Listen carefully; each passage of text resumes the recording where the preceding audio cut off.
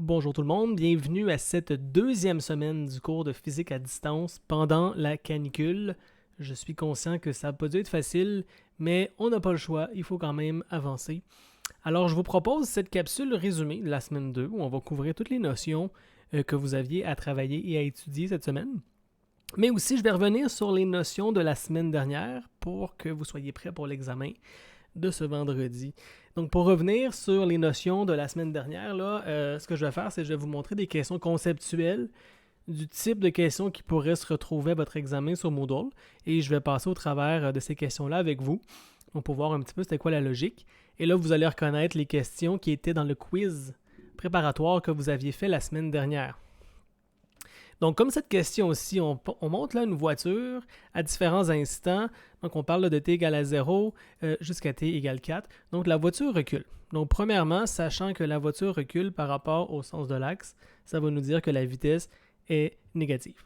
Donc, les affirmations qui donnent une vitesse positive ne sont pas bonnes. Donc, les deux premières, automatiquement, on peut les enlever. Là, la vitesse n'est pas positive parce qu'elle recule selon le temps. Et on voit qu'elle recule de moins en moins vite parce que plus le temps avance, plus le déplacement là, est de plus en plus petit. Donc, ça veut donc dire que la voiture freine en reculant. Et ça signifie donc que le signe de l'accélération sera contraire à la vitesse pour que ça freine. Donc, la réponse, ce sera la troisième. Donc, on a une vitesse négative avec une accélération positive. On peut déduire ça sans calcul. Donc, il y aura des questions de ce type-là à l'examen sans calcul purement conceptuel. Autre question que vous aviez au quiz. Je vous montre deux graphiques qui représentent le mouvement en fonction du temps, donc des graphiques position-temps qui se déplacent selon l'axe X. On vous demande laquelle affirmation est correcte. Donc, premièrement, on dit les deux objets vont de plus en plus vite. C'est pas vrai du tout. Si on regarde la dérivée, donc pour la figure 1, au début, on a une pente nulle qui est croissante avec le temps. Donc ça, c'est oui, un objet qui va de plus en plus vite. Mais le deuxième, on voit qu'au début, on a une pente inclinée. Donc on a une vitesse initiale positive. Et à la fin, la vitesse tend vers 0. Donc ça, c'est un bolide qui freine. Donc c'est pas le premier. Donc la deuxième réponse est vraie. L'objet 1 va de plus en plus vite alors que l'objet 2 va de moins en moins vite. Et les deux autres affirmations n'étaient pas vraies non plus. Voici une question un petit peu différente. On dit deux projectiles sont lancés avec la même vitesse, avec le même angle. Donc on peut supposer là, que c'est des projectiles lancés vers le haut, lancés vers le bas, peu importe. Sauf que la différence, c'est la masse. Il y en a un qui est 10 fois plus lourd que l'autre, 10 kg versus 1. On dit qu'il n'y a pas de résistance avec l'air, donc ça veut dire que c'est la chute libre standard. Lequel des deux projectiles ira le plus haut une fois qu'on le lance dans les airs? Le plus lourd, le plus léger, ou la hauteur sera la même pour les deux? En cinématique, on ne parle pas de masse. En fait, la masse n'apparaît pas. Et c'est ça l'utilité de parler d'accélération plutôt que de force. Donc la force agit sur une masse pour lui donner une certaine accélération. Mais l'attraction de chute libre terrestre vaut moins 9,8 mètres par seconde carré, et ce pour tous les objets, peu importe leur masse. Donc la masse n'influence pas la cinématique d'un projectile dans les airs, en l'absence de résistance de l'air. Donc, la hauteur sera la même pour les deux. Si vous lancez une balle de quille et une balle de ping-pong vers le haut avec la même vitesse, les deux vont atteindre la même hauteur. Sauf que c'est sûr que pour donner la vitesse initiale que vous voulez à l'objet, il faut exercer une force et la force que vous allez exercer va être plus grande pour la balle de quille. Mais on fait abstraction des forces dans ce chapitre-là, on parle que de vitesse initiale. Donc peu importe la façon dont vous avez donné cette vitesse-là, si vous avez une masse très lourde et une masse très légère qui ont la même vitesse V, une fois qu'elles flyent dans les airs, elles ont la même accélération, donc vont prendre le même temps, auront la même hauteur maximale, etc. Et je vais vous montrer ici la preuve de cette affirmation-là. Donc, la vidéo que je vais vous montrer dans quelques instants, c'est une balle de quille et une plume qui tombent en chute libre dans un grand cylindre qui est complètement sous vide. Donc, il n'y a pas de résistance de l'air. Et vous allez voir la preuve de ce que je viens de dire. Je vous laisse regarder l'animation.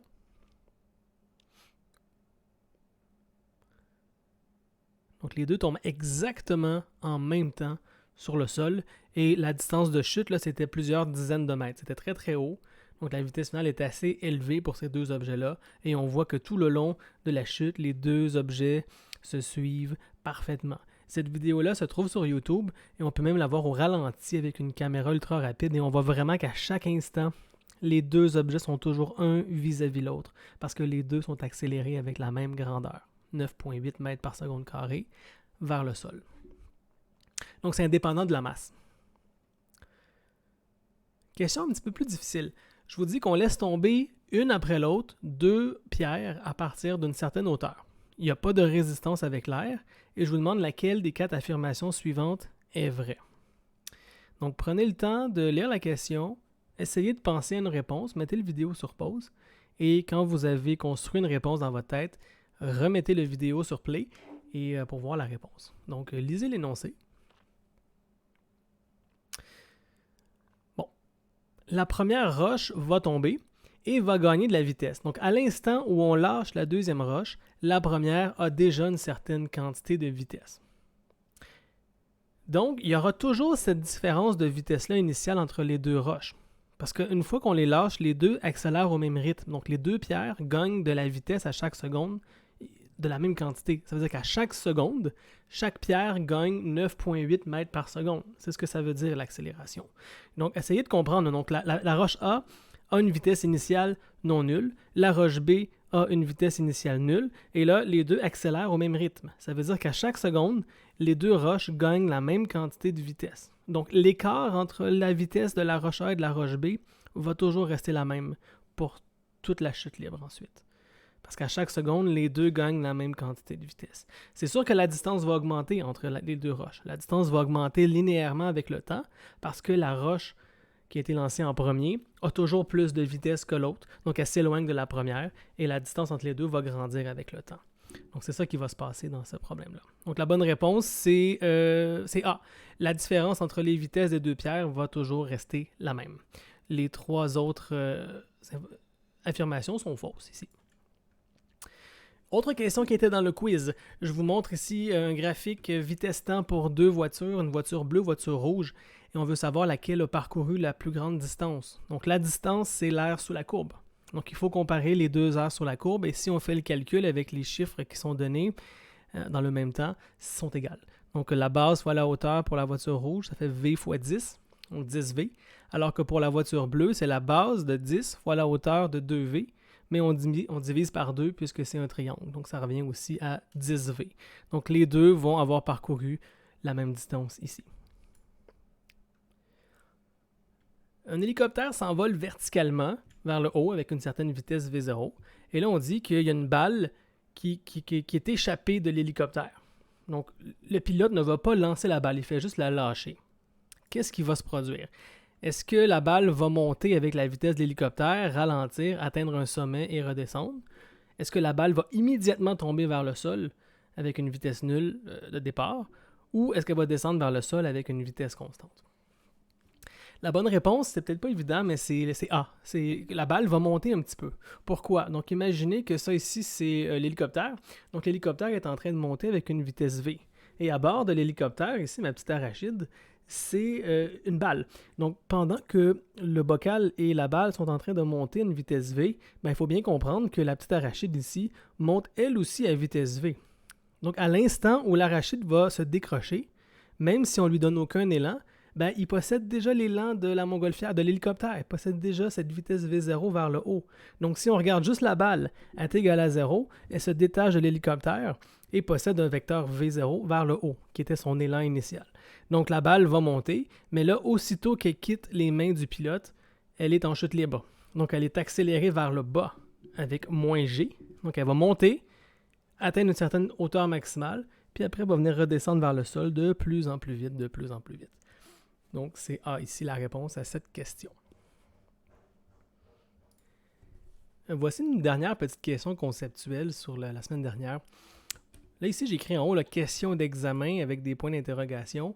Je ne vous donnerai pas la réponse. Et il y a des fortes chances, clin d'œil, que cette question-là se retrouve dans votre examen vendredi. Donc, je vous montre ici un graphique vitesse-temps et je vous demande lequel des 5 en dessous pourrait représenter la position en fonction du temps. Donc là, il faudra aller réfléchir ou aller revoir la vidéo de la semaine dernière, là, ou bien relire vos notes. C'est quoi le lien d'un graphique vitesse-temps avec un graphique position-temps? Donc, c'est soit avec les pentes, soit avec les aires sous la courbe. Donc, je vais vous laisser réfléchir à cette question. Mais le plus simple, c'est de faire l'opération inverse, c'est-à-dire prenez les réponses ici et essayez de voir quel serait le graphique vitesse-temps à partir de ces graphiques-là. Et allez-y par élimination, vous allez trouver c'est lequel qui donne ce graphique vitesse-temps-là. Donc, je ne donne pas la réponse, pensez-y, et ça risque de se retrouver là, à l'examen de vendredi. De jeudi soir, pardon. OK, donc voilà qui termine la révision de la semaine dernière. Alors passons maintenant au sujet qui était à l'étude cette semaine. Donc la première notion, c'est tout ce qui a trait aux vecteurs en cinématique. C'est pas très compliqué, mais il faut bien comprendre la notion de vecteurs en composantes cartésiennes, c'est-à-dire avec les vecteurs unitaires I, J et K, versus la notation polaire, lorsqu'on donne une grandeur d'un module et une orientation. Donc, ce que vous voyez ici à gauche dans l'image, là, c'est un système d'axes en 3 dimensions. Vous avez l'axe X, l'axe Y vers le haut, et puis l'axe Z là, qui sortirait de la page dans la 3e dimension. Et on représente deux instants, deux positions dans le plan X, Y, Z. Vous avez un vecteur R0 qui représente la position initiale d'une particule. Donc, vous verrez que cette particule-là ici possède une coordonnée X0, une coordonnée Y0 et une coordonnée Z0. Donc, le vecteur R0, c'est celui qui part de l'origine jusqu'à la position initiale. Le vecteur final, même chose, il part de l'origine jusqu'à la position finale lui aussi. Donc, vous comprendrez que ces vecteurs-là, là, R0 et R, dépendent de où vous placez l'origine. Donc, si, par exemple, votre voisine, qui s'appelle Gisèle, décide de mettre son origine ailleurs, bien, le vecteur R et le vecteur R0 vont être différents du vôtre. Si un Martien sur la planète Mars décide de placer l'origine sur Mars, bien sûr, les vecteurs R et R0 ici vont être très différents. Cependant, la quantité S, qui s'appelle le déplacement. C'est la même chose qu'en une dimension, c'est le déplacement, donc le vecteur qui part de la position initiale vers la position finale. Ce vecteur-là va être le même pour Gisèle, va être le même pour vous et va être le même pour le Martien. Tout le monde va s'entendre pour dire qu'il y a eu un déplacement entre un point dans l'espace et un autre point dans l'espace. Là où les gens ne vont pas s'entendre, c'est de dire c'est quoi le vecteur qui relie l'origine au point initial, puis c'est quoi le vecteur qui relie l'origine au point final. Donc les vecteurs position, eux, sont complètement arbitraires, ça dépend d'où on place l'origine. Mais la quantité S, le déplacement, elle est fondamentale en physique. Tout le monde va s'entendre pour dire oui, on est parti du salon et j'ai terminé à la cuisine. Ça, c'est mon déplacement. Ensuite, pour dire c'est quoi les coordonnées du salon puis c'est quoi les coordonnées de la cuisine, ben là, ça dépend d'où vous êtes. Donc, comprenez bien la différence entre position et déplacement en 2 dimensions. Là, la figure ici, elle illustre très bien. Et là, je vais passer avec vous là, 1 ou 2 exemples du manuel que vous avez déjà lu, juste revenir pour être sûr que tout est bien acquis. Alors, le premier exemple, c'est qu'on vous montre une carte de Montréal. On vous montre la rue Mont-Royal, la rue Rachel, l'avenue Saint-Viateur, Papineau, Saint-Denis, Saint-Laurent. D'ailleurs, moi, j'habite pas très loin d'ici. Là. Je suis dans le plateau Mont-Royal, en quelque part ici.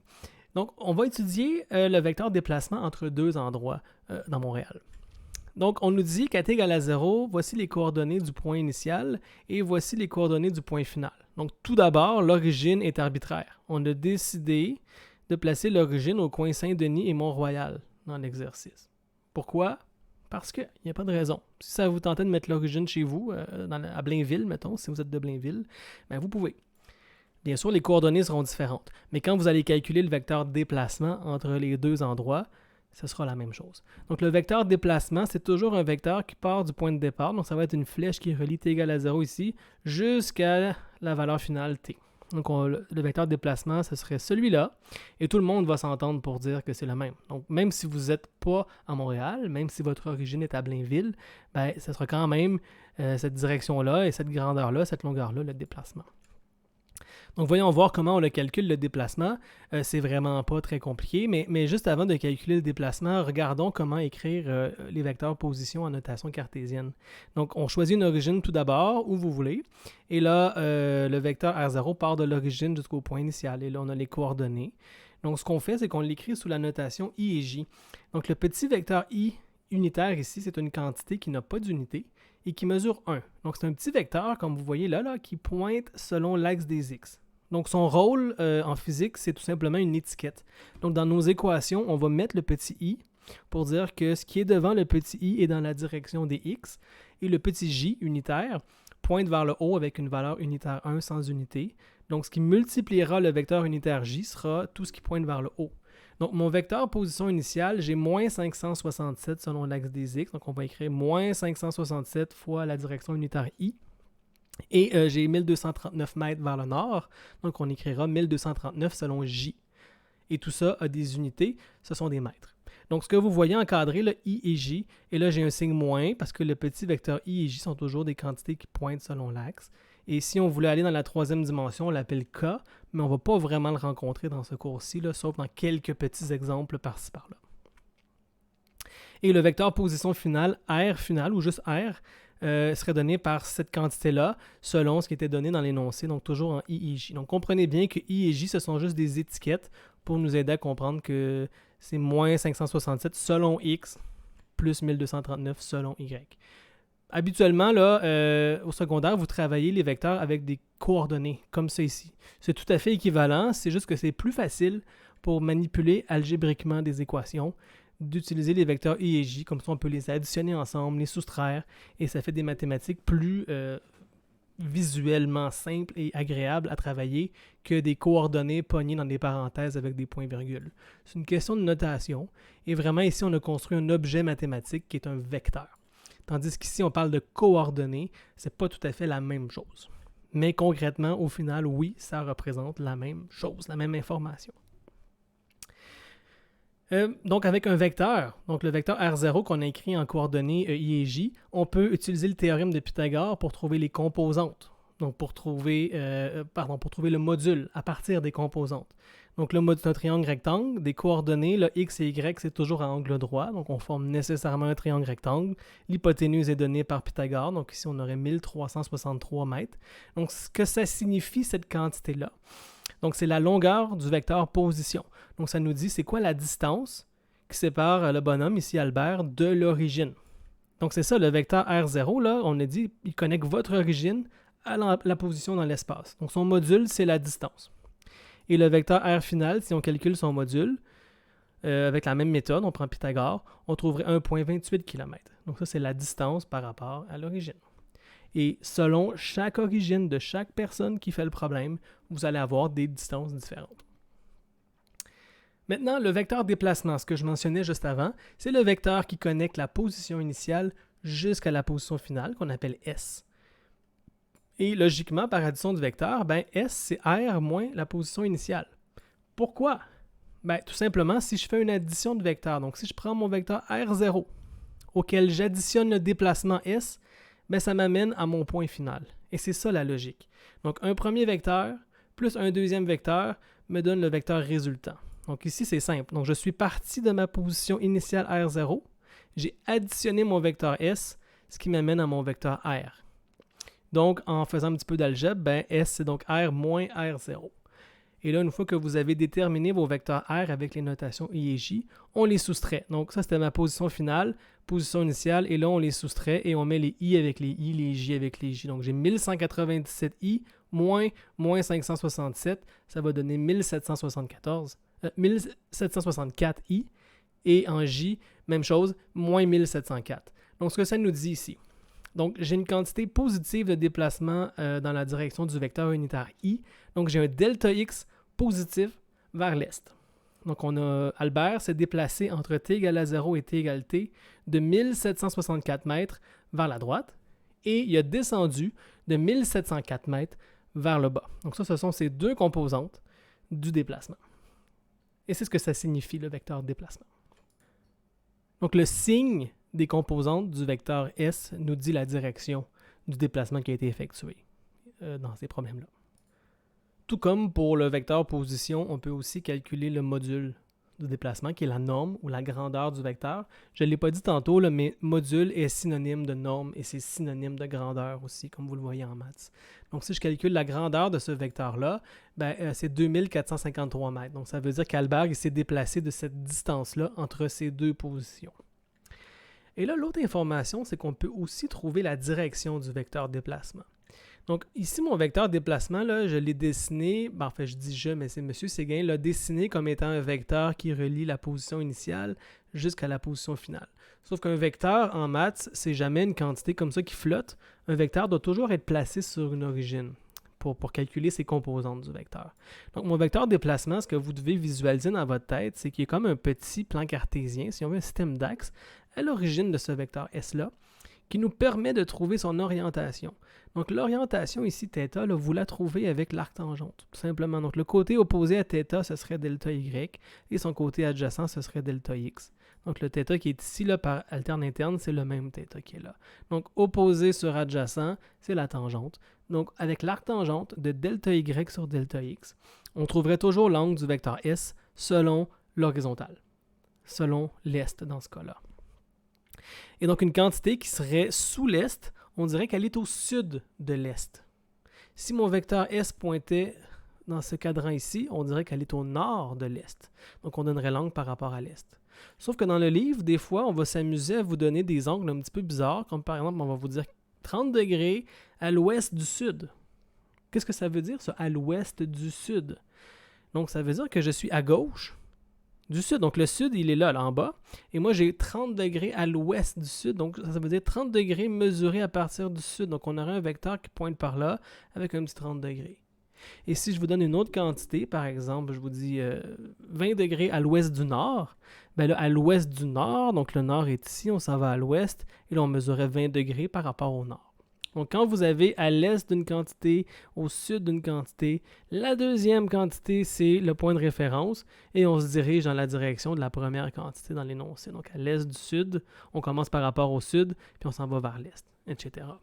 Donc, il faut savoir lire la rose des vents pour pouvoir identifier les angles dans le bon cadran, toujours. Ensuite, une fois qu'on a trouvé des vecteurs en notation I et J, on peut facilement faire des divisions. Donc, par exemple, une fois que vous avez calculé votre vecteur de déplacement, ΔR, c'est la même chose que S, ben, vous prenez votre vecteur en I et J, puis vous le divisez par l'intervalle de temps que ça a pris. Et ça va donner tout de suite le vecteur vitesse moyenne. Et puis même chose, le vecteur accélération moyenne, c'est le vecteur ΔV, donc VF moins V initial, divisé par le temps. Et c'est ça la puissance des vecteurs unitaires I et J, c'est que lorsqu'on fait des divisions comme ça pour faire de la cinématique, ben, c'est pas compliqué, là. On fait juste diviser chaque terme par le scalaire qui nous intéresse. Donc, par exemple, si je prends ce vecteur déplacement-là ici, et supposons que j'ai dit que ce déplacement-là s'est fait en 10 secondes, quelle serait la vitesse moyenne? Eh bien, la vitesse moyenne, ce serait 176,4 mètres par seconde selon I, moins 170,4 mètres par seconde selon J. Donc, on divise chaque quantité par le scalaire qui est ΔT et les vecteurs I et J restent là. Les directions ne changent pas. Donc ici, première affirmation qu'on peut dire sur cette égalité-là, c'est que le vecteur V pointe toujours dans la même direction que ΔR. Tout ce qui change là entre le V et ΔR, c'est le module du vecteur. Donc, la vitesse nous dit vers où je m'en vais. Donc, si je reviens précédemment à mon exemple ici, supposons qu'Albert a avancé en ligne droite à vitesse constante, bien son vecteur V est exactement parallèle au vecteur S. Il est parti d'ici vers là en vitesse constante, donc son vecteur V, c'est le vecteur S divisé par le temps. Donc l'orientation ne change pas. Ici, c'est à vitesse constante. Donc à un instant donné, le vecteur V pointe dans la direction du déplacement instantané. Et c'est la même chose pour la vitesse instantanée. Quand on prend la limite où le ΔT tend vers 0, on se ramasse avec la dérivée du vecteur. Et la dérivée ne change pas la direction. C'est juste les scalaires devant I et J qui vont être affectés. Ensuite, on s'attaque maintenant au chapitre le plus important, selon moi, de la cinématique, qui est la balistique des projectiles en chute libre en 2 dimensions. Vous avez tous déjà étudié ça au secondaire, en secondaire 5, là, en physique mécanique. Vous avez étudié les paraboles, les projectiles. Sauf que là, je vais vous montrer la méthode générale. Parce que souvent, au secondaire, les profs aiment bien, je ne sais pas pourquoi, les profs aiment bien séparer le mouvement en 2, comme si c'était 2 mouvements différents. Vous faites traiter la montée, puis ensuite la descente, et on vous dit de séparer en 2. C'est absolument pas nécessaire, parce qu'une fois que le projectile est lancé, il est en chute libre. Et la chute libre, elle est valide jusqu'à la fin des temps, jusqu'à temps que l'objet s'arrête, jusqu'à temps qu'il frappe une surface. Donc, il y a une seule équation pour décrire toute la parabole. Ce n'est pas nécessaire de la scinder en 2. Comment est-ce qu'on peut comprendre un mouvement de projectile? Ben, c'est la superposition d'un mouvement à vitesse constante vers la droite, par exemple, avec un mouvement accéléré en chute libre vers le bas. Donc, c'est ce qui se produit. Donc, exemple, une balle ici qui roule sur une surface à vitesse constante. Une fois qu'elle quitte le bord de la table, sa vitesse vers l'avant reste la même. Donc, on voit que la bille est toujours à la même position, a toujours un même déplacement entre chaque intervalle de temps. Donc, supposons que qu'entre chaque image de la bille, il y a 0,2 secondes. Donc, on voit que le déplacement à chaque 0,2 secondes, selon x, est le même. Donc, en A, c'est un mouvement à vitesse constante horizontale. Et on voit ici qu'en B, sont toujours vis-à-vis les mêmes positions. Donc, la balle avance en B à vitesse constante. Et une balle C ici qu'on laisserait tomber en chute libre va augmenter son déplacement à chaque intervalle de temps parce qu'il est accéléré.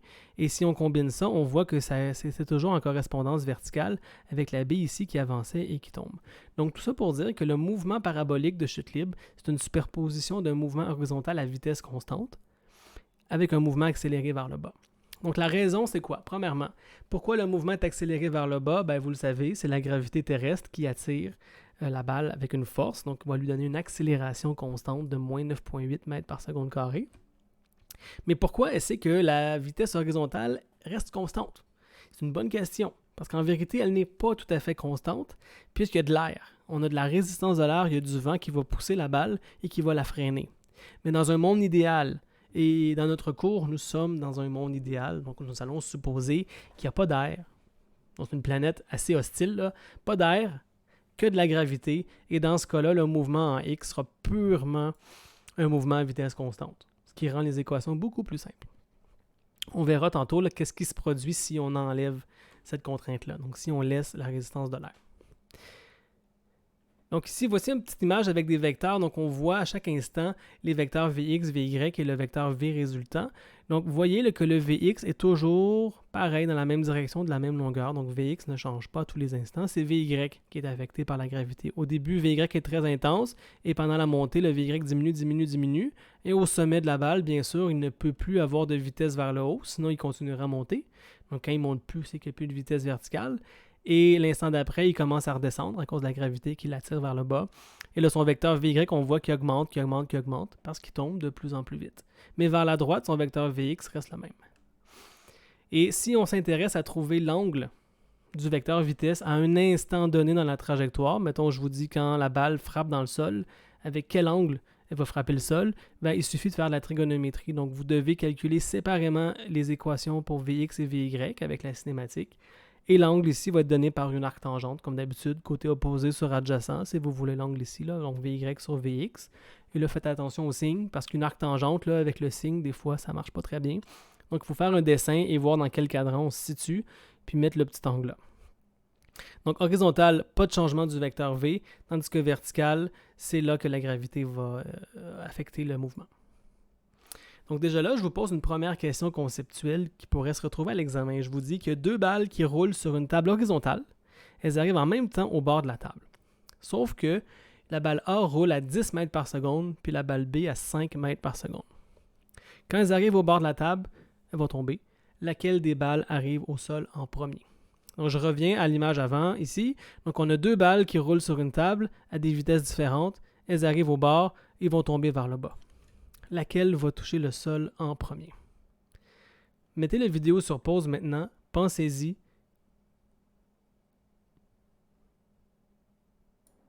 Alors, la bonne réponse, c'est C. Les deux balles arrivent au sol en même temps. Pourquoi? Tout simplement parce que les deux balles n'ont pas de vitesse initiale selon l'axe Y. Donc, ça va être la même physique qui va décrire le mouvement de chute. La différence, c'est que la balle A qui va plus vite que la balle B horizontalement va aller plus loin parce qu'elle a une plus grande vitesse en X. Donc si je remets l'image de tantôt ici, là, la balle A qui roule a une vitesse très grande selon X, donc va augmenter son déplacement durant le même temps de vol que la balle B. Donc va aller plus loin. Donc le temps que ça va prendre aux deux balles pour toucher le sol va être exactement le même parce que c'est deux situations où on laisse tomber des balles verticalement vers le sol sans vitesse initiale. Ce qui se passe en X est découplé de ce qui se passe en Y. Donc pour réfléchir comme un projectile, là, si vous voulez avoir une intuition de la physique des projectiles dans l'air, vous devez découpler dans votre tête ce qui se passe en X de ce qui se passe en Y. Ce qui se passe en X est super facile, c'est un mouvement à vitesse constante. Donc, une fois que vous savez la vitesse initiale, vous savez qu'il va avancer à cette vitesse-là. Donc, c'est surtout l'étude du mouvement en Y qui est importante pour les projectiles. Et une fois qu'on comprend ça, ça devient très simple de faire les problèmes. Parce que c'est toujours en Y qu'il y a des difficultés. C'est là qu'on a une équation quadratique pour la position, parce que c'est accéléré. C'est là qu'on a la chute libre. Donc, on doit tenir compte de ces informations-là. Mais ici, là, les deux balles qui roulent horizontalement, c'est le même problème que si j'avais dit j'ai une balle A, une balle B, je les laisse tomber, laquelle touche au sol en premier. C'est la même chose. Il n'y a pas de différence. OK? Donc, comprenez bien cette vidéo-là. Si vous n'avez rien compris à cette explication-là, il faut me le dire. C'est un élément très, très important pour bien maîtriser ce chapitre-là. Une autre question très similaire, on est sur la Lune où il n'y a pas d'air du tout, donc une autre situation idéale. Et on tire une balle de fusil avec une vitesse V0. Là, imaginez que cette vitesse-là, là, c'est des centaines de mètres par seconde, comme une vraie balle de fusil. Là, 500 mètres par seconde, c'est typique pour des balles de fusil, par exemple. Donc, supposons que c'est une planète là, très très grande, là, comme sur la Terre, avec quasiment une surface plane et infinie. Quelle affirmation suivante est fausse? Première affirmation, durant son vol, la vitesse minimale de la balle est V0. Donc, ça veut dire que la vitesse à la sortie du canon, c'est elle la plus grande pour tous les instants. Question B, durant le vol, l'accélération de la balle va être constante.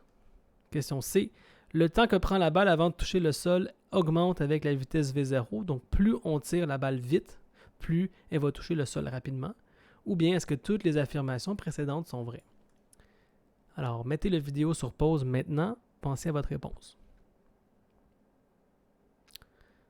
OK. Donc, le fait qu'on parle d'une surface plane et infinie pour la planète, ça veut tout simplement dire qu'on est très très proche de la surface d'une sphère, par exemple. Ce qui se passe quand on fait l'étude des projectiles proche de la surface de la Terre, on néglige carrément la courbure de la Terre. Donc, en vérité, la gravité terrestre diminue avec l'altitude. Plus on s'éloigne du centre de la Terre, plus la gravité est faible. Sauf qu'il faut aller très très très haut dans l'espace pour que la gravité diminue de façon appréciable. Donc, en surface de la Terre, c'est 9,8 mètres par seconde carré, le module de l'accélération gravitationnelle. Et pour vous donner un exemple, à bord de la Station spatiale internationale, qui est très très haut dans le ciel, la gravité, c'est 8,9 mètres par seconde carré. On a à peine 1 mètre par seconde carré de différence, même pas 10% de différence entre ce qui se passe ici, les pieds sur Terre, et ce qui se passe à bord de la Station spatiale internationale. Donc la gravité est quasiment constante, et donc de supposer une surface plane, ça veut juste dire qu'on néglige la courbure, qu'on est très très proche. Donc oui, l'accélération sera constante. La réponse 2, là, c'est ce que ça veut dire. Donc oui, ça va être constant, c'est comme sur Terre. La réponse A, est-ce que c'est vrai? Durant son vol, la vitesse minimale est V0. Ben non, c'est pas vrai, parce qu'aussitôt qu'elle quitte le fusil, oui, sa vitesse est V0, mais cette vitesse-là horizontale reste toujours constante. Donc, à chaque instant, on a toujours une composante V0 vers l'avant. Et là, vu qu'on est attiré vers le sol, ben, on gagne aussi une composante VY de plus en plus grande, plus le temps avance. Donc, si je reviens quelques diapos avant ici, donc vous voyez là, donc au début, imaginons que ça, c'est égal à 0. Donc, on a lancé le projectile vers la droite avec une vitesse Vx. Ben, un instant plus tard, on a encore Vx, mais à quoi on additionne tout le Vy ici. Donc, l'hypoténuse là, est beaucoup plus grande. Regardez la flèche bleue, ça c'est le module total de la vitesse. On voit qu'il est toujours plus grand que ce qui se passe à t égal à 0 ici. Donc, c'est faux. Donc, la seule bonne réponse, c'était B, c'était que l'accélération est constante. Tout le reste était faux ici. Autre question intéressante que vous avez à faire dans le livre, je vous dis, on lance une balle avec une vitesse purement horizontale et elle va traverser une série de poteaux 1, 2, 3, qui sont espacés de façon équidistante. Le temps que prend la balle pour passer du poteau 1 au poteau 2 est-il plus grand, plus petit ou égal que le temps que prend la balle pour passer du poteau 2 au poteau 3? Eh bien, la réponse, c'est que c'est égal, parce que la vitesse, selon X, est constante. C'est ce que je dis depuis tantôt. Donc, on avance à vitesse constante. Donc, le temps que ça prend pour franchir cette distance-là va être le même que le temps que ça prend pour franchir cette distance-là. Cependant, si on regarde la situation en Y, ben là, c'est accéléré vers le bas. Donc, plus on descend, plus on va vite. Donc, le temps entre 1 et 2 va être plus petit que le temps entre 2 et 3. L'inverse, le temps entre 1 et 2 va être plus lent que le temps entre 2 et 3. Parce qu'on va plus vite entre 2 et 3 qu'entre 1 et 2. Donc, c'est ça ici la logique qui illustrait bien la décomposition du mouvement selon X versus selon Y. Donc, nous allons maintenant étudier des problèmes. Donc, je vais vous montrer le type de problème qu'on peut rencontrer dans cette section-là et la méthode générale de résolution qui est toujours la même. Et je vous dis, si vous avez bien compris qu'on sépare le problème en X, qui est un mouvement à vitesse constante, et en parallèle, on traite la composante verticale qui, elle, est un mouvement accéléré vers le bas, si vous avez bien compris ça, vous allez être capable de faire tous les exercices sans problème. Donc, ce qu'on va vous demander typiquement dans l'étude, donc un projectile en chute libre, là, je ne le montre pas dans le diapo, mais c'est montré dans le livre. Vous avez la démonstration mathématique à la fin de la section 1.10 où on vous montre la forme générale de l'équation.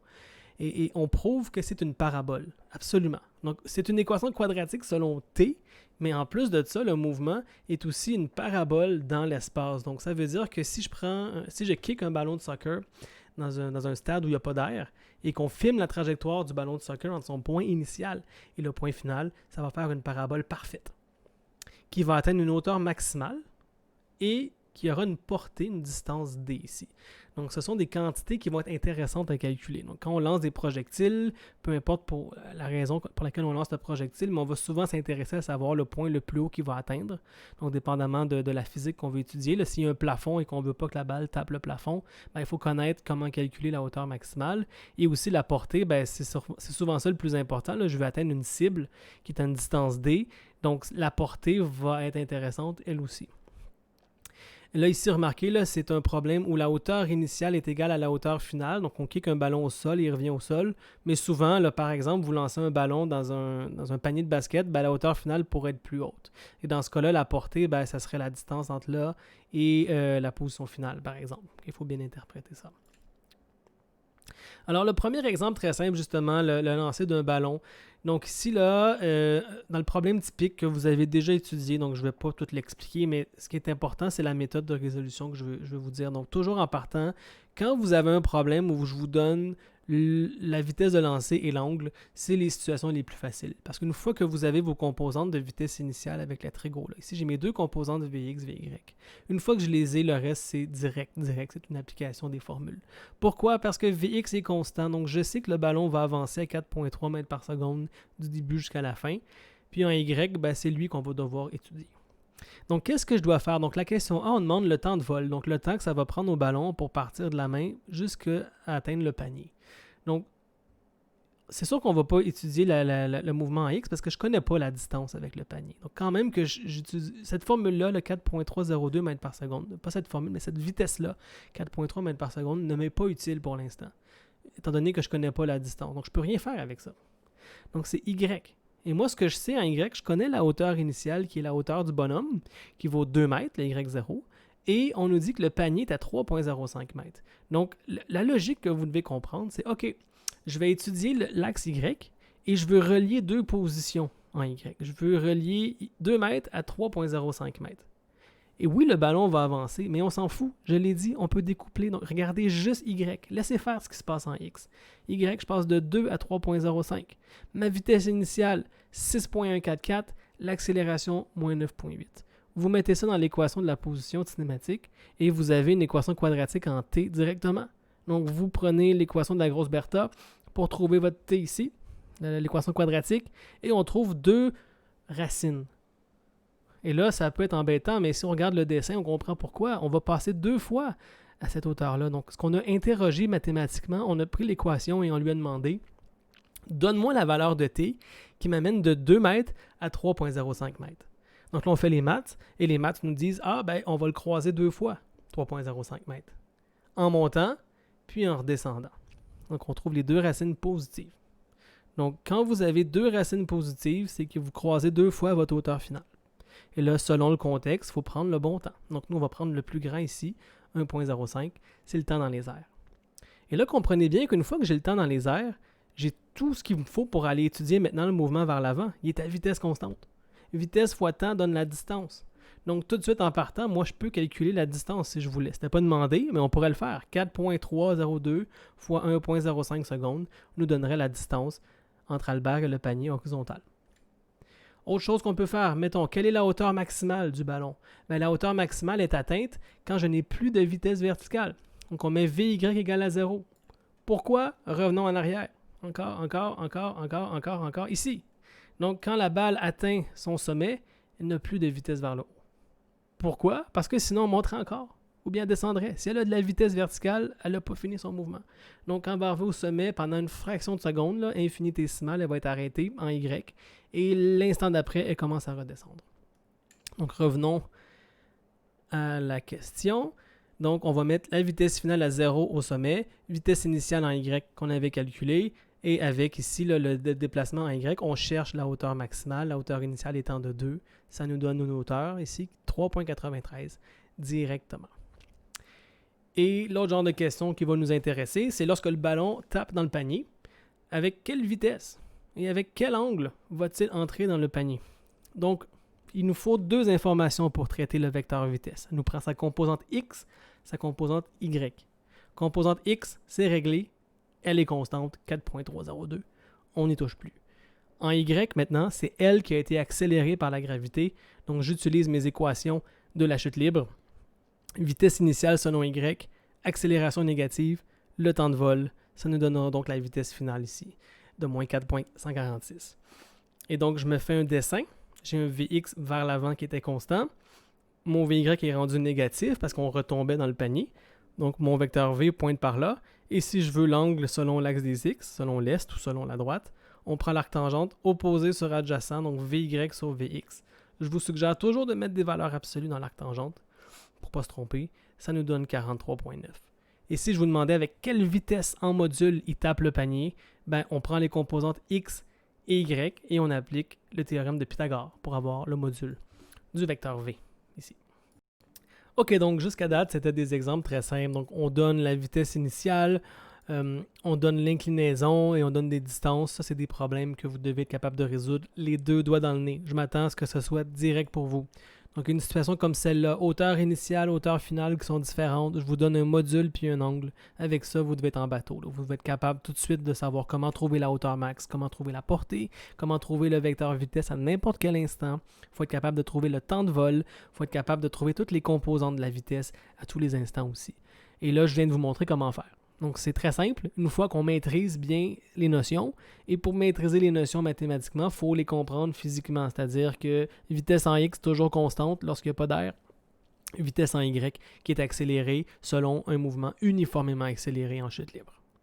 Bon, on va corser ça un petit peu et je vais vous montrer la méthode lorsque la vitesse initiale, soit en module ou soit en direction, n'est pas connue. Il y a un truc mathématique. La méthode est la même, mais mathématiquement, c'est plus difficile. Et pour vous montrer la méthode que je ne ferai pas au long, mais la situation numéro 4, regardons l'énoncé. On dit un bateau de pirate qui attaque une cible ici qui est un autre bateau de plaisance. On vous donne la distance entre les deux de 142 mètres et on vous dit que le canon projette des missiles avec un module de 44 mètres par seconde.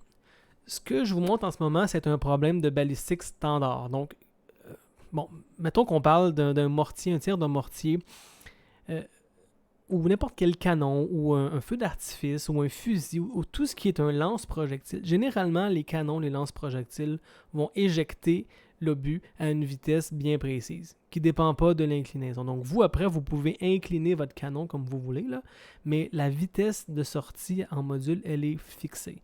Donc ce que je vous montre ici, c'est un problème là, typique qu'on veut généralement résoudre dans la vie de tous les jours. Donc j'ai un lance-missile, je connais la vitesse de sortie, je veux savoir comment je dois incliner mon lance-missile pour toucher une cible. Donc, mathématiquement, il y a un défi étant donné que l'angle n'est pas connu. Donc, ce qu'on devrait faire, donc mettons que vous êtes un pirate physicien, pourquoi pas, et vous êtes responsable du canon, et le capitaine vous dit « J'ai mesuré qu'à 142 mètres devant nous, on a la cible, incline le canon, s'il te plaît, avec le bon angle. » Donc, comment on fait ça? Donc, en tant que pirate en haute mer, ça va vous prendre un papier et un crayon pour faire le calcul. Donc, on pose le problème. Donc, le capitaine nous dit que le bateau est à 142 mètres devant nous. Donc, ça serait ma valeur de X finale. Mon X initial est 0. Et ensuite, si les deux bateaux sont à la même hauteur, ce qui n'est peut-être pas le cas, donc il faudrait changer. Donc, la hauteur finale peut être ce que vous voulez. On peut mettre H ici. C'est pas important, c'est la même méthode. Mais dans ce cas bien précis-là, la cible est à la même hauteur finale qu'initiale. Donc, c'est 0, 0. Et là, on écrit comme d'habitude la composante X initiale, mais là, on va avoir une inconnue qui est l'angle. Donc, c'est ma vitesse de lancer, 44, fois le cos de l'angle qu'on cherche. Donc, nous, on cherche l'inclinaison ici, θ 0. Donc, le capitaine nous a demandé de fixer le canon à un angle. C'est ça qu'on va chercher.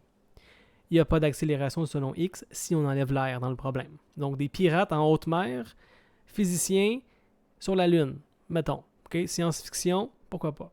Selon Y, la vitesse initiale, c'est la vitesse de lancer 44 fois le sin de l'angle qu'on cherche et l'accélération de gravité de chute libre si on est sur Terre, mettons. Donc, vous voyez que le paramètre qu'on cherche, θ0, est à la fois pogné dans un cosinus et à la fois pogné dans un sinus. Donc, algébriquement, ce n'est pas vraiment possible de le sortir rapidement sans utiliser un truc. Et le truc qu'on va utiliser, c'est une identité trigonométrique. Mais avant, qu'est-ce qu'on fait avec ces informations-là? Donc, ce que je vais faire, c'est que je vais découpler mon problème en X puis en Y, comme j'ai dit. Donc, à gauche, en X, en Y, ce qui se passe selon Y, à droite. Donc, l'équation de la position, c'est souvent le point de départ parce que c'est ce qu'on a comme information. J'ai la position de la cible. Et ça, c'est l'équation des positions. Donc, la cible est à 142 mètres. Nous, on était à l'origine. Ma vitesse initiale, 44 fois le cos de l'angle qu'on cherche. Et il n'y a pas d'accélération. Puis en Y, on met nos valeurs des Y initiales et finales, qui ne sont pas nécessairement 0, 0. Ça va ajouter un terme constant ici, au pire. Et on remplace la vitesse. Et là, il faut mettre l'accélération ici. Ça va nous faire un 4.9, la moitié de G, qui va apparaître. Donc, qu'est-ce qu'on fait avec ça? Et là, ensuite, on est pris là. Donc, il y a plusieurs méthodes. Marc Séguin, dans son livre, vous propose de faire la chose suivante. Il vous dit isoler d'un côté cos θ selon x, et ça nous donnerait cette quantité-là. Isoler de l'autre côté sin de θ, et ça vous donne cette quantité-là ici. Et après, il vous dit utiliser l'identité cos au carré plus sin au carré égale à 1 pour résoudre. Ça veut dire ça au carré plus ça au carré égale à 1. Ça vous permet de trouver t. Et là, ça fait un polynôme de degré 4 quand on fait ça. C'est assez compliqué. On résout 2 fois le polynôme et on trouve la valeur de t. Donc, tout ce que j'ai dit, là, c'est fait dans le livre là, à la page 119 et plus. Mais selon moi, et j'ai souvent donné le cours, là, il y a une méthode beaucoup plus simple que de faire sin au carré plus cos au carré. C'est de prendre l'autre identité trigonométrique, 1 plus tan à la 2 est égal à 1 sur cos au carré, donc 50 au carré. Pourquoi c'est plus simple de faire ça et comment on peut arriver à ça? Donc, cette méthode-là est plus simple, surtout lorsque la hauteur finale n'est pas 0. Donc, le cas où on est à 0, 0 en Y, ça veut dire le cas où la cible est vis-à-vis le canon, c'est beaucoup plus simple à résoudre. Et là, c'est très simple de faire sin au carré plus cos au carré, ça marche bien. Mais si j'avais une hauteur finale qui n'est pas nulle, ça deviendrait très laborieux algébriquement. Vous pouvez faire le test d'ailleurs dans les exercices, là, ça devient très très lourd algébriquement. Tandis que si on prend cette quantité-là, cette identité-là, ça simplifie l'algèbre beaucoup, j'ai remarqué. Et par exemple, il faut faire un truc différent. Donc, ce qui est plus simple à faire, c'est au lieu d'isoler cos θ dans la colonne de x, c'est d'isoler t. Donc, on aurait que t est égal à 3.227 sur cos θ. Et cette expression-là pour t, on vient la remplacer dans l'équation de y de t ici. Donc, je vais avoir des sin puis des cos. Donc, ici, là, je vais avoir sin de θ qui multiplie 1 sur cos. Donc, je vais faire apparaître la tangente de θ. Et ici, je vais avoir t au carré, donc je vais avoir 1 sur cos au carré, puisque t, c'est 1 sur cos. Donc, je vais avoir ma séquente au carré, je vais avoir ma tangente ici, et je vais être capable d'utiliser cette expression-là pour construire un polynôme en tangente de θ.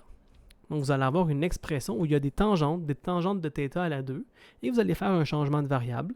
Vous allez écrire que u est égal à tan de θ. Donc, voici ce que je disais. Donc, dans l'équation à gauche, on peut isoler t, ce qui va nous donner 3.277 divisé par cos de θ. Et là, on va remplacer t dans l'expression ici. Donc, je vais avoir 4.9 fois t au carré. Donc, 4.9 fois 3.227 au carré fois la séquente carrée de θ. Donc, 1 sur cos au carré, c'est 50 carré. À droite, on a 44 fois sin de θ fois t. Donc, t étant 1 sur cos de θ, ça va faire apparaître une tangente. Et il va nous rester ici le 3.277 qui va multiplier 44. Et là, ce que je vous dis, c'est d'utiliser l'identité. Donc, le séquente au carré ici à gauche, remplacez-le par 1 plus tan au carré. Et là, vous voyez que vous avez une équation quadratique selon tangente. Vous avez ici tangente de θ. Ici, vous allez avoir tangente au carré de θ. Et vous allez avoir un terme constant qui multiplie les constantes ici. Donc, ce qu'on fait ensuite, c'est un changement de variable. Et le changement de variable que je vous recommande de faire, c'est celui-là. C'est de poser que u est égal à tangente de θ. Et là, ici, vous allez avoir un polynôme en u. D'abord, u au carré, u est un terme constant. Vous appliquez l'équation quadratique, ça vous donne une valeur de u. Et vous prenez l'arc tangente de u pour trouver votre valeur de θ. Et vous allez avoir la réponse tout de suite. Donc, ce que j'ai dit a peut-être l'air compliqué, mais si vous le pratiquez avec les exercices, vous allez voir, c'est beaucoup plus simple. Beaucoup plus simple que prendre ce que Séguin vous suggère. Parce qu'en faisant sin au carré plus cos au carré, ça devient épouvantable s'il y a une hauteur ici qui n'est pas 0. Ça fait un gros polynôme de degré 6, 7, 8, et là, il faut simplifier ça puis finir. Alors que si on fait ce truc-là, de mettre une tangente puis d'utiliser l'autre identité, ça fonctionne très très bien. Toujours, ça va toujours donner un polynôme de degré 2, pas 4, pas 6. Là. Ça se fait bien. Fait intéressant que vous allez réaliser. Donc, dans la situation où on est libre de choisir le canon, l'inclinaison du canon pour toucher la cible, il y aura toujours, et ça c'est une conséquence un peu curieuse, mais c'est comme ça les projectiles, il y aura toujours deux angles voulus qui vont amener à la même place. Donc, Par exemple, avec les chiffres qui étaient mentionnés ici, si on résout, et je vous invite à le faire vraiment, faites-le là, en ce moment, là, mettez sur pause, faites la méthode que je viens de mentionner avec la tangente et trouvez les deux valeurs de θ. Vous allez en trouver deux, pourquoi? Parce que ça vous donne un polynôme en U, et donc il y a deux racines dans un polynôme, et ça va donner deux angles. Ça va donner 23 et 67. Et le livre écrit ceci dans la marge, il écrit « Lorsque le projectile atteint une cible à la même hauteur que son point de lancement, ce qui était le cas ici, il existe une relation simple entre les deux angles. » Est-ce que vous la voyez, la relation? Donc, regardez les deux, puis essayez de trouver une relation. Est-ce que vous en voyez une? C'est pas le double, c'est pas le triple. Mais si on additionne les deux angles, ça donne quoi? Ça donne 90 degrés. Et ça, c'est pas une coïncidence. Ça va toujours être comme ça. Si vous avez une cible qui est à la même hauteur que la position initiale du lancement, les deux angles complémentaires vont arriver à la même cible. Bien sûr, les deux trajectoires auront des temps différents. Donc, celle qui est la moins inclinée va le moins haut dans les airs et va prendre beaucoup moins de temps que celle qui va plus haut dans les airs. Pourquoi? Parce que plus on va haut, plus on doit se battre contre la gravité, ce qui gobe beaucoup de temps. Parce qu'ici, on est beaucoup freiné. Donc, ça ralentit le mouvement. Et là, après ça, oui, on est réaccéléré, mais tout ça, c'était du temps perdu. Alors que lui, il allait plus vite vers l'avant que le bleu. Donc, il n'a pas eu le temps de freiner. Il a avancé très vite, il a freiné un petit peu, puis il a redescendu. Donc, son temps est très, très court. Donc, vraiment, là, plus l'angle d'inclinaison est petit, plus on a de vitesse vers l'avant. Okay? C'est proportionnel à cos de l'angle, la vitesse selon x. C'est V0, le module, fois cos de 23. Donc, plus l'angle est petit, plus le cos se rapproche de 1. Donc, plus l'angle est petit, plus on va vite vers l'avant, moins on a de vitesse vers le haut, donc moins on est freiné. Alors qu'avec un grand angle de lancer, on a beaucoup de vitesse verticale, beaucoup moins vers l'avant, donc on avance moins vite vers l'avant, puis on est freiné, donc c'est beaucoup, beaucoup plus long. Donc ça, c'est une règle générale pour toutes les trajectoires. Plus vous voyez une parabole qui va haut dans les airs, bien, plus le mouvement est effréné, donc plus c'est lent. Alors que plus vous voyez une parabole qui n'a pas une grande hauteur maximale, bien, c'est elle qui va le plus vite nécessairement. Et la somme des deux fera toujours 90 degrés si les deux hauteurs sont pareilles. Donc, regardez ici un graphique, il y a beaucoup d'informations, j'ai pris ça sur Wikipédia. Donc, ce qu'on voit, c'est plusieurs trajectoires pour le même canon. Donc, ça veut dire que toutes les trajectoires ici ont tous le même module de vitesse initiale, mais la différence, c'est l'inclinaison. Donc, ici, par exemple, la plus petite qu'on voit, c'est 15 degrés. Donc, avec 15 degrés et le module de la vitesse que je n'ai pas noté, mais il y a un module de vitesse initiale. En fait, je vais aller le noter tout de suite, donnez-moi un instant. OK, on est de retour. Donc, avec la magie du montage, vous n'avez pas vu le décalage, mais je suis allé sur Wikipédia et j'ai copié-collé la légende que j'avais oublié de mettre dans mon PowerPoint. Donc, ici, on nous dit que c'est des trajectoires pour des projectiles qui ont été lancés à des hauteurs différentes, à différents angles d'élévation, mais tous avec la même vitesse de 10 mètres par seconde dans le vide. Donc, ici, il n'y a pas d'effet de résistance de l'air, avec une gravité vers le bas de 10 mètres par seconde carré. Donc, c'est comme sur la Terre. D'ailleurs, les ingénieurs, pour simplifier les calculs, souvent vont mettre 10 au lieu de 9.8 dans les calculs. Ça change la précision, mais dépendamment de ce que vous voulez construire, ce n'est pas nécessaire d'avoir le 0.2 de différence ici. Là. Chaque point est séparé de 0.05 secondes sur la trajectoire. Donc, c'est un lance-missile à 10 mètres par seconde. Et voyons voir l'effet de l'inclinaison. Donc, à 15 degrés, on voit que le temps de vol, ici, là, donc la couleur, c'est le temps. Ça a pris entre 0.45 et 0.60 secondes à peu près pour toucher le sol. C'est très rapide. Et ça, c'est avec 15 degrés. Sauf qu'on voit qu'il y a une autre trajectoire qui m'amène exactement à 5 mètres, à la même cible. Et c'est la trajectoire ici, qui est à 75 degrés. Et comme je l'ai dit tantôt, 75 plus 15, ça fait 90. Donc, les deux angles de lancer du canon qui sont complémentaires tapent la même cible. Sauf qu'on voit que la trajectoire à 75 degrés prend beaucoup plus de temps. Parce que le point 45 secondes qui est rouge, c'est genre ici. Donc, quand le projectile à 15 degrés a tapé le sol, celui à 75 degrés est rendu juste ici dans sa trajectoire. Elle, il continue à monter, il freine. Il arrive en haut, il gagne de la vitesse, et il atterrit dans le bleu pâle à peu près à 2 secondes. Donc, ça a pris beaucoup plus de temps avec la trajectoire à 75 degrés que celle à 15. Et là, si on augmente l'angle, donc si on passe de 15 à 30, on remarque quoi? Premièrement, on remarque que le temps de vol est plus long. Donc là, on touche le sol maintenant à entre 0.85 et 1 seconde à peu près ici. Donc, ça prend plus de temps, ce qui est normal parce qu'on est plus incliné. On remarque aussi que la hauteur maximale est plus haute. Ça, c'est tout à fait logique. Là. Plus on lance avec la vitesse vers le haut, plus on ira haut. Mais on remarque aussi que la portée est plus grande. On est allé plus loin. Donc, plus on augmente l'angle, plus on va loin. Donc, on atteint quasiment 9 mètres. Et il y a une autre trajectoire qui atteint 9 mètres quasiment, c'est celle complémentaire à 30, donc à 60, ici, qui est traitée ici. Donc on touche la même place, mais avec un temps beaucoup plus grand, là, avec quasiment 2 secondes lui aussi, pour arriver là. On augmente encore l'angle. Cette fois-ci, on va mettre 45 degrés. Donc 45 degrés, c'est la trajectoire ici. Donc la trajectoire à 45 degrés, on remarque que c'est elle qui va le plus loin de toutes les trajectoires possibles qu'on peut. Il y en a plein ici qui sont dessinés, d'autres qui ne sont pas identifiés là, en gris, les angles intermédiaires. On a couvert quasiment tous les angles de lancer possibles. On voit que celle qui va le plus loin, c'est 45 degrés. Donc, il y a une seule trajectoire à 45 degrés parce que 45 sont complémentaires, c'est 45 lui aussi. Donc, à 45 degrés, c'est là où on a maximisé la portée. Et ça, c'est une notion super importante à comprendre. Si vous avez un canon qui lance des projectiles à vitesse constante, si vous voulez qu'il aille le plus loin possible, vous le mettez à 45 degrés toujours. Et ça, moi, j'avais découvert ça dans les jeux vidéo quand j'étais plus jeune avec des fusils. Donc, dans un jeu vidéo, comment c'est programmé, les fusils, les carabines, les canons, c'est des projectiles lancés à vitesse constante. Donc, j'avais remarqué ça plus jeune que si je l'incline à 45 degrés, il va loin. Si j'augmente plus grand que 45, il se rapproche. Et si je le mets plus bas que 45, il se rapproche aussi. C'est un truc que vous pouvez expérimenter si vous êtes un gamer un petit peu.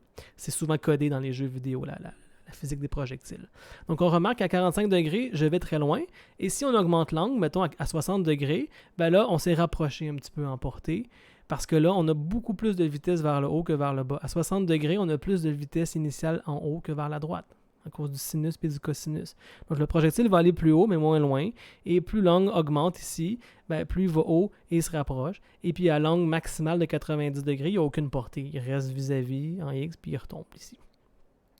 Et c'est à 90 degrés qu'on atteint la plus haute hauteur et qu'on prend le plus de temps aussi pour faire la trajectoire. C'est cette trajectoire-là qui prend le plus de temps. Parce toute la vitesse initiale est freinée, va aller très très très haut puis redescendre après. Alors que la trajectoire la plus rapide, c'est celle qui est la moins inclinée ici. Donc, prenez le temps de bien étudier ce graphique-là avec ce que je viens d'expliquer. Attendez-vous à avoir des questions à l'examen sur des graphiques comme ça. Je vous mets des projectiles, je vous demande lequel est le plus rapide, lequel est allé le plus loin, etc. Il faut savoir décortiquer conceptuellement ces problèmes-là. Regardons ici un graphique où c'est une animation où on voit des trajectoires pour différents angles de lancer. Mais cette fois-ci, la hauteur initiale est 200 mètres, la hauteur finale est au sol, et ici, vous avez X. Donc, ce qu'on voit dans l'animation, c'est des trajectoires pour différents angles. Donc, on remarque la même chose. Donc, plus l'angle augmente, plus la portée avance.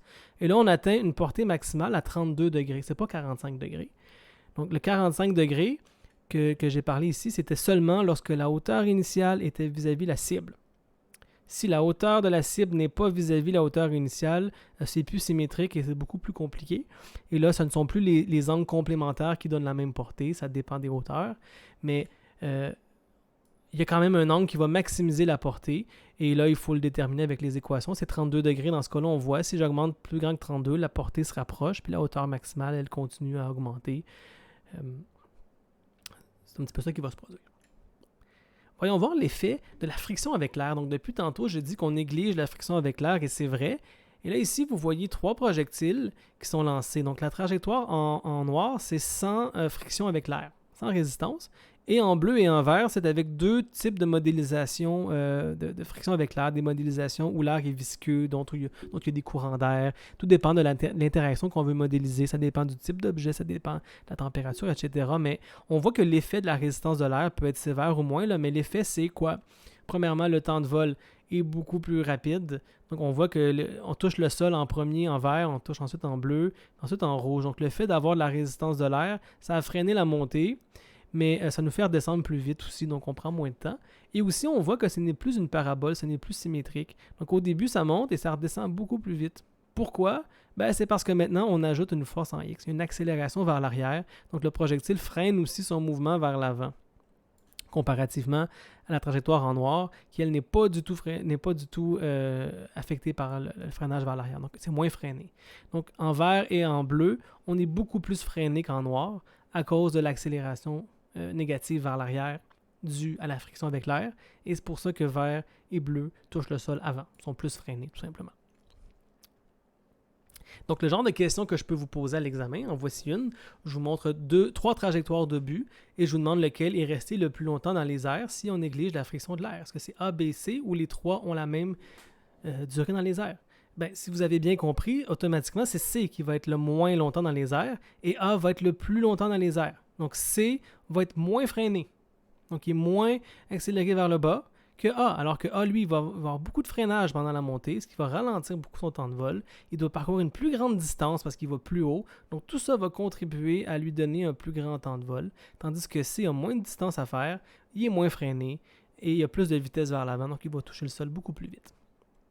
On peut aussi le prouver avec les équations de la cinématique. On peut mettre les équations, laisser ça de façon générale et voir c'est quoi le lien avec l'angle. Et on va prouver automatiquement que c'est toujours l'angle de lancer le plus grand qui va être le plus longtemps dans les airs et l'angle de lancer le plus petit qui est le moins longtemps dans les airs. On peut le prouver mathématiquement. Deuxième question, du type de question que je pourrais vous poser à l'examen cette semaine. Donc, un projectile lancé avec un angle de 60 degrés retombe au sol.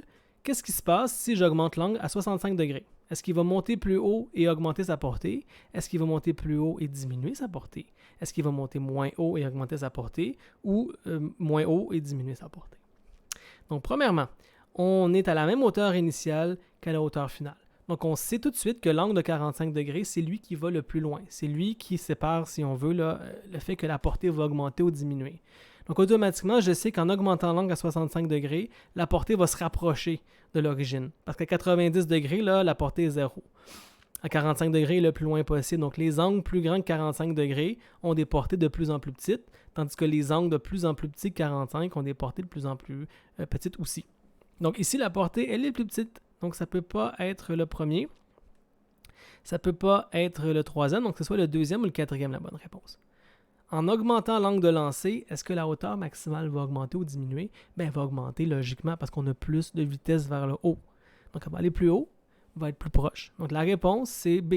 Le projectile monte plus haut et sa portée va diminuer parce que l'angle ici était plus grand que 45 degrés. Donc, c'est pas évident. Puis, je suis conscient que dans vos exercices, c'est pas le genre de question qui est tellement abordé, mais moi, je veux vraiment voir que vous avez compris comment étudier les projectiles. Donc, en faisant les exercices, ça vous permet de faire des liens entre les équations puis ce qui se passe concrètement dans différentes situations. Je vous ai montré les méthodes de calcul. Si vous connaissez les informations du vecteur vitesse initiale. Si vous ne connaissez pas le vecteur vitesse initiale, je vous ai dit quoi faire avec quelques trucs mathématiques. Et après ça, on a étudié toutes les conséquences sur la trajectoire, sur son allure. Donc, étudiez bien ces notions-là. Et aussi dans les questions conceptuelles, là, Q majuscule, à la fin du livre, vous avez plusieurs questions préparatoires pour l'examen qui seraient très bonnes à faire. Finalement, dernière petite section à l'examen, c'est la section 1.12 sur le mouvement circulaire qu'on peut étudier par cinématique. Donc, le mouvement circulaire peut se faire à vitesse constante. Dans ce cas-là, on l'appelle un mouvement circulaire uniforme. C'est ce que vous voyez ici dans l'animation de la Lune qui tourne autour de la Terre. Donc, dans ce cas-ci, le vecteur vitesse a toujours la même grandeur. Donc, la Lune là, qui tourne à vitesse constante a un vecteur V toujours dans la même direction, dans la même grandeur, mais sa direction change continuellement. Donc, le vecteur V doit toujours être tangent au cercle. Ça veut dire qu'il va toujours être perpendiculaire au rayon du cercle qui relie la Terre à son satellite. Et on aura une accélération, et ça c'est un petit peu bizarre peut-être, mais on aura une accélération qui pointe vers la Terre. Donc cette accélération-là, c'est rien d'autre que la gravité terrestre qui tire sur la Lune, mais étant donné que la Lune possède un vecteur V, bien, l'accélération ici redirige le vecteur V et maintient une orbite possible pour l'astre qui tourne autour de la Terre. Donc la question que vous êtes peut-être déjà posée, c'est pourquoi la Lune ne tombe pas en ligne droite sur la Terre? Alors qu'il existe cette force, cette attraction-là. Donc oui, elle est là, la force. Ici, vous avez un vecteur A qui est annulé par rien. F égale ma, donc la masse fois A donne une force. Donc oui, il y a une force vers le centre. Mais j'ai un élan V, j'ai une vitesse V perpendiculaire. Donc le résultat, vous le voyez, ça va donner un mouvement circulaire ici si les quantités sont bien ajustées. Si la vitesse V est assez grande, bien, la Lune, oui, elle voudrait tomber vers la Terre en ligne droite, mais elle a déjà un vecteur V, donc ça va la faire tourner sur place. C'est juste ça la logique. Donc si on réussissait à freiner la Lune complètement, à lui enlever son vecteur V, oui, elle tomberait en ligne droite sur la Terre très rapidement. Mais c'est cette vitesse-là ici qui est importante. Donc quand on veut mettre des satellites en orbite, la difficulté, et c'est une très très grande difficulté, là, c'est de donner une vitesse V gigantesque, tangentielle, pour qu'elle puisse rester en orbite. Et c'est pour ça qu'on a besoin de beaucoup de carburant et puis des gros réacteurs. Bon, oui, il y a ça, mais il y a aussi, il faut battre la gravité, et le poids qu'on veut transporter est souvent gigantesque lui aussi, donc ça prend beaucoup d'efforts pour mettre un satellite en orbite, pour lui donner une vitesse assez grande. Sauf que les gens à la NASA sont intelligents et utilisent le fait que la Terre tourne sur elle-même et on utilise la vitesse de rotation de la Terre pour se catapulter dans l'espace. Donc, on se sert, oui, de nos moteurs à réaction, mais aussi de la rotation de la Terre. Donc, on ne met pas un satellite en orbite dans le sens contraire, la rotation terrestre. C'est impossible. Il faudrait se battre contre toute la vitesse de la Terre, puis ensuite ajouter la vitesse V, ce qui n'arrivera pas là. Donc, on se met toujours vis-à-vis de l'équateur pour avoir comme un levier de catapulte le plus grand possible. C'est pour ça que le site de lancement de la NASA est à Cap Canaveral, en Floride, très proche de l'équateur. Donc, quand on quitte l'équateur avec la bonne orientation, quasiment 45 degrés, on peut profiter de la rotation terrestre pour se catapulter. Donc, ça nous donne beaucoup de vitesse V. Et ensuite, on utilise nos moteurs pour battre la résistance de l'air, battre la gravité terrestre et ajouter de la vitesse V de plus en plus pour avoir un vecteur V suffisamment grand qui fait en sorte que le satellite ne va pas venir se crasher dans la Terre. Il va rester en orbite. Petit fait intéressant, pour finir cette parenthèse-là, la Station spatiale internationale, par exemple, qui orbite la Terre à basse altitude, doit régulièrement augmenter son vecteur V, sinon finirait par s'écraser sur la Terre. Parce qu'il y a un petit peu d'atmosphère à l'altitude de la station spatiale, il y a un petit peu de résistance avec l'air. Donc ça freine le mouvement et de temps en temps, là, à chaque jour, je pense, ou à chaque quelques jours, on fait une petite poussée avec les moteurs pour redonner de la vitesse, pour maintenir l'orbite stable. Donc c'est pas passif, là. Il faut continuellement modifier les orbites. Sinon, si on ne veut pas faire ça, il faut les envoyer suffisamment loin de l'atmosphère pour pas que le satellite freine son mouvement et qu'il puisse rester à vitesse constante. Donc, ce qui est important de comprendre aussi, c'est que si le mouvement n'est pas à vitesse constante, il y aura aussi une contribution d'accélération dans le sens de la vitesse. Donc, si on va de plus en plus vite, on aura un AX dans le sens de V qui va le faire aller de plus en plus vite. Et si on fait le mouvement freinant, AX va être vers l'arrière. Et on aura toujours une composante AC vers le centre aussi. Donc, si vous avez un objet qui ne fait pas un MCU, donc un mouvement circulaire uniforme, là, donc plus en plus vite ou en freinant, le vecteur A va avoir une orientation un peu bizarre parce que c'est la somme vectorielle de la composante vers le centre centripète et de celle qui est tangentielle ici d'accélération. L'effet centrifuge n'est pas une force. La seule force est centripète. Donc ça, c'est un débat qu'on entend souvent. Est-ce que la force centrifuge est une force qui existe? La réponse, c'est non. Donc si on fait tourner une particule au bout d'une corde, par exemple, et on se met à bord de l'objet qui tourne. Donc dans notre référence à nous, dans la référence qui spin, ce qu'on observe, c'est une particule qui est immobile. Et la corde ici, on va remarquer qu'elle est tendue, cette corde-là. Donc pour nous, pour expliquer cette tension-là, on va se dire, il y a comme une force qui étire la particule vers l'extérieur, une force centrifuge, et quand la particule se détache, là, cette force devient compliquée, la particule va faire un mouvement complexe, là. Mais en vérité, il n'y a pas de force vers l'extérieur. On n'a pas besoin de ça pour expliquer le mouvement. Cet effet-là, c'est un effet dû au fait que la particule possède un élan. Donc si on regarde en vérité à gauche. Donc, la seule force, c'est la corde qui retient la balle. Donc, la balle, elle voudrait avancer en ligne droite à chaque instant, mais la corde l'empêche de continuer en ligne droite. Donc, la balle veut avancer en ligne droite, va étirer un petit peu la corde va ramener la balle vers le centre, et c'est ce qui se produit à chaque instant. Donc, la corde se bat contre le fait que la balle veut aller en ligne droite. Parce que c'est ça le mouvement idéal, c'est la ligne droite. Donc, la balle veut aller en ligne droite, la corde est dans le chemin, la corde s'étire.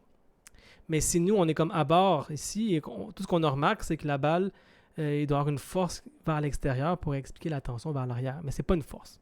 C'est tout simplement l'élan de la balle. Donc, quand on est dans un système de référence qui tourne en même temps que la balle attachée à la corde, on n'est pas conscient, nous, que c'est en train de tourner. Donc, la seule façon que je peux expliquer la raison pourquoi j'ai de la tension dans la corde, on l'explique parce qu'il y a une force vers l'extérieur et les gens appellent ça une force centrifuge. Quand vous êtes à bord d'une voiture qui prend un virage, vous vous sentez poussé vers l'extérieur. Et les gens vont dire qu'il y a une force centrifuge.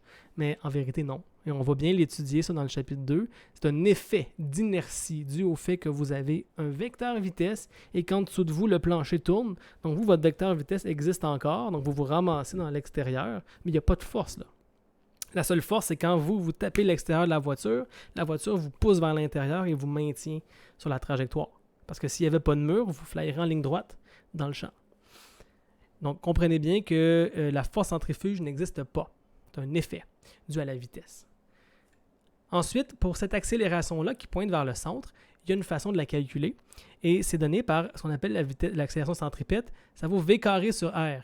Et il y a une façon de le démontrer. Donc, par exemple, entre deux instants, ici entre l'instant P et l'instant Q, les deux sont à la même distance R du centre. On couvre ici un petit angle θ.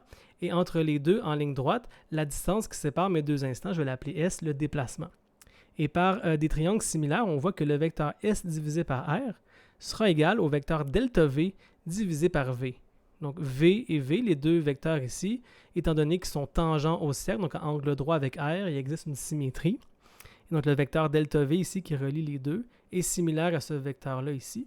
Et utilisant le fait que le déplacement, c'est la vitesse fois le temps, on peut combiner tout ça ensemble pour montrer que l'accélération, qui vaut delta V sur delta t, s'écrit comme étant V carré sur le rayon du cercle.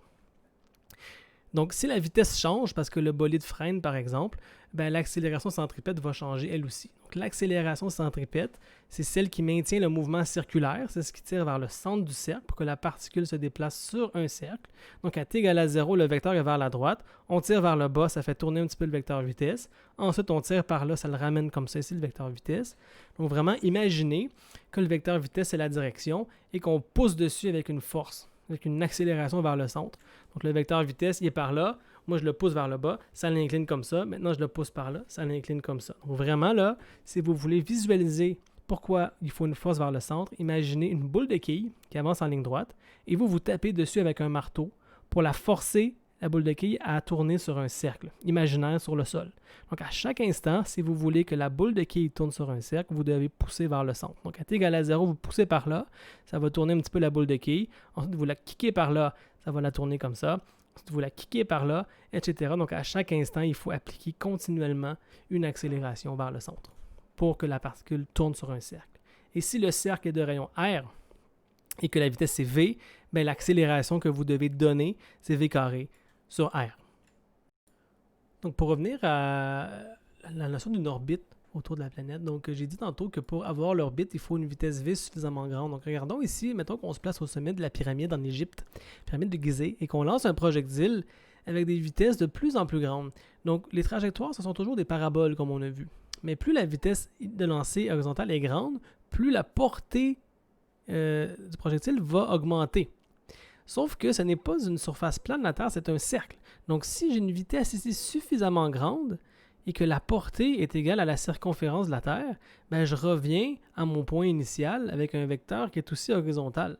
Et donc, on va avoir un mouvement, une espèce de mouvement perpétuel. Donc là, la particule tombe en avançant, mais elle suit la courbure de la Terre. Donc, elle va être sur une belle orbite directe. Donc, il n'y a aucune différence entre les orbites circulaires et le mouvement parabolique proche de la Terre. C'est la même physique, c'est les mêmes équations. C'est juste que lorsqu'on parle d'une orbite, ben là, on ne suppose plus que la Terre est plate. Là, on sait que la Terre est une sphère, mais quand on fait des mouvements de projectiles, jamais on tient compte de la courbure de la Terre. Pas pour dans ce cours-ci, en tout cas.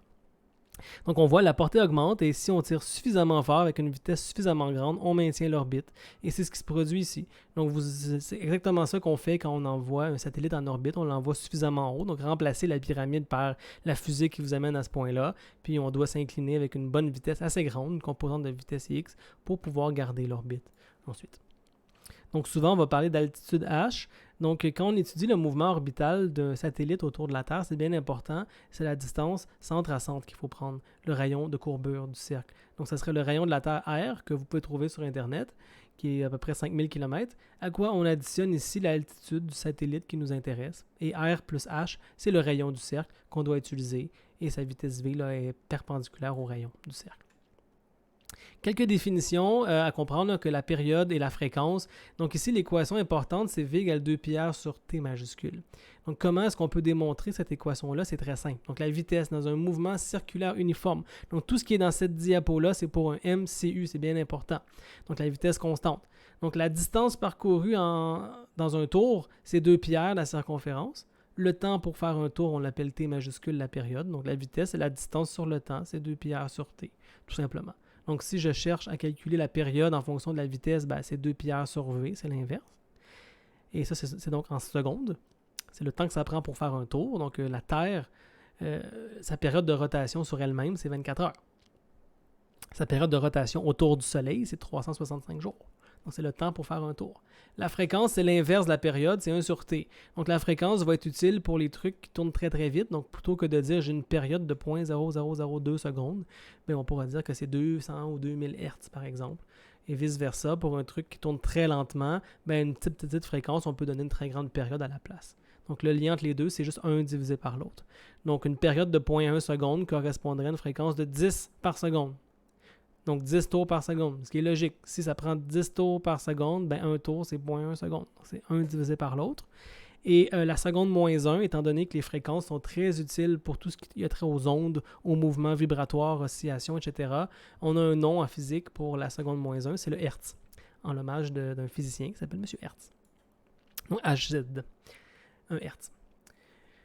Voyons voir un exercice où on a un mouvement qui n'est pas circulaire uniforme, c'est-à-dire qu'on a une vitesse qui va changer dans le temps. Donc dans ce cas-là, on aura et une composante centripète V carré sur R et une composante pour freiner ou accélérer AX, et la somme vectorielle des deux donne l'accélération totale.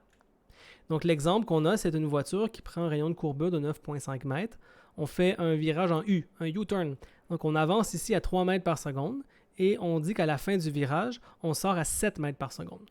Donc on voit ici que ce n'est pas un mouvement MCU, la vitesse a augmenté. Donc on aura une composante tangentielle à l'accélération. Et puisqu'on a pris un virage circulaire, on aura aussi une composante centripète. Donc la logique, comment on étudie un problème comme ça par cinématique? Tout d'abord, c'est de trouver la distance parcourue. J'ai un demi-cercle, donc un demi de la circonférence fait 29,85 mètres. Donc ça, M. Séguin a appelé ça la valeur de x2.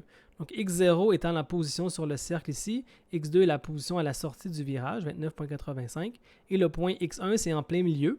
Donc, c'est donc la moitié de la distance, donc ça sera 14,93 mètres ici. Donc, première chose qu'on peut faire, je sais que je pars de x égale à 0 à x égale 29,85 dans une certaine, avec une vitesse initiale et une vitesse finale. Donc, moi, je peux prendre la cinématique pour le mouvement le long du cercle, que je vais appeler l'axe x. Donc, l'axe x est un axe courbé, ici. Donc, je passe de x0 à x2, qu'on a calculé, avec une vitesse V0 et une vitesse V2 qui sont données dans l'énoncé. Et moi, ça me permet d'aller calculer le fameux AX. Donc, on va supposer toujours un mouvement uniformément accéléré selon X. Donc, on va supposer qu'on a pesé sur l'accélérateur de façon uniforme à 0,67 mètres par seconde carré. Donc, pour trouver la vitesse Vx1 en plein milieu, je fais la même opération, sauf que là, je vais remplacer x1 au lieu de x2, et ça va me donner la vitesse ici qui vaut 5,386 mètres par seconde quand je suis entre les deux. Donc, ce n'est pas la moitié. Ce n'est pas 3,5 mètres par seconde. Ce n'est pas parce que je suis à la moitié de la distance que j'ai la moitié de la vitesse. L'accélération, ce n'est pas linéaire selon le temps, ni selon la position. On voit que ça va comme la vitesse au carré. Donc, j'ai ma vitesse ici. Et donc, la question, c'était de trouver l'accélération totale quand on est à mi-chemin. Donc, l'accélération centripète à mi-chemin, c'est la vitesse au point 1 au carré sur le rayon. Donc, la vitesse au point 1, on l'avait trouvée par cinématique. Le rayon était donné. Donc, ici, j'ai ma composante centripète qui est à peu près 3 mètres par seconde carré vers la gauche, donc vers l'ouest. Et la composante AX, on l'a trouvée par cinématique, c'est 0,67 mètres par seconde carré. Et là, au point 1, c'est vers le nord, parce que c'est une accélération de plus en plus vite, donc de même sens que V. Donc, ça sera vers le nord. Donc, le module de ça, là, les deux composantes, une vers le haut, une vers la gauche, je veux le module avec Pythagore. Les deux côtés au carré, racine 3,127. Et l'orientation, là, on peut la donner par rapport à une orientation qu'on veut. Ici, j'ai pris l'arc tangente de 0,67 sur 3. Donc, c'est l'angle qui est donné par rapport à l'horizontale. Donc, on a 12,37 degrés. Et je suis situé au nord. Donc, ça, c'est un angle qui est donné par rapport à une direction horizontale. Donc, je suis au nord de l'ouest. Donc, l'ouest pointe par là. Au nord de l'ouest, c'est ici à 12,4 degrés. Donc, voilà comment on traite les problèmes où il y a une accélération tangentielle en plus du mouvement circulaire avec une accélération centripète standard. Donc, si j'avais calculé l'accélération centripète à un autre point, la valeur serait différente parce que V va changer ici vu qu'on prend le virage de plus en plus vite. Et voici le genre de questions que vous pourrez rencontrer peut-être à l'examen. Je vous dis ici, la figure montre la direction de la vitesse et de l'accélération d'une voiture. Et je vous demande de me dire qu'est-ce qui se passe. Est-ce que c'est une voiture qui tourne vers la droite, qui ne tourne pas, qui tourne vers la gauche? Et ensuite, je vous demande de me dire est-ce que la vitesse augmente, reste la même ou diminue? Donc, mettez la vidéo sur pause maintenant et pensez-y.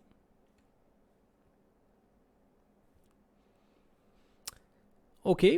Donc, mon vecteur A, on voit qu'il n'est pas à 90 degrés de la vitesse V. Donc ça me dit tout de suite que ce n'est pas un MCU, c'est un mouvement qui va être accéléré en tournant. Mais la composante centripète est vers la droite. Donc mon vecteur A, là, j'ai une composante vers la droite et une composante vers le bas. C'est comme ça qu'il faut le comprendre si on fait un plan cartésien. Donc j'ai une composante vers l'est. Donc je sais que la voiture prend un virage vers la droite parce que je tire vers la droite. Ici, j'ai une composante centripète là, à 90 degrés qui est vers la droite et pas vers la gauche. Donc, imaginez dans votre tête que la voiture avance par là et vous tirez avec une corde comme ça. C'est sûr que la voiture va tourner vers la droite parce que vous tirez un petit peu vers la droite. Donc, c'est vers la droite. Et qu'est-ce qui arrive à la grandeur de son vecteur V? Ben là, il faut regarder la composante qui est parallèle à V, le AX. Et là, celle-ci est vers l'arrière, et de signe opposé. Donc, c'est une voiture qui freine, donc dont la grandeur de la vitesse diminue tout en tournant vers la droite. Donc, juste en regardant le sens des deux vecteurs, on est capable de répondre à la question. Et voilà qui termine le résumé de cette semaine. Donc, n'hésitez pas à poser des questions dans le forum si vous avez, vous avez besoin d'aide pour les exercices, pour les concepts, pour la théorie qui était présentée dans cette vidéo-là. Tout ça va être pertinent pour l'examen de jeudi soir.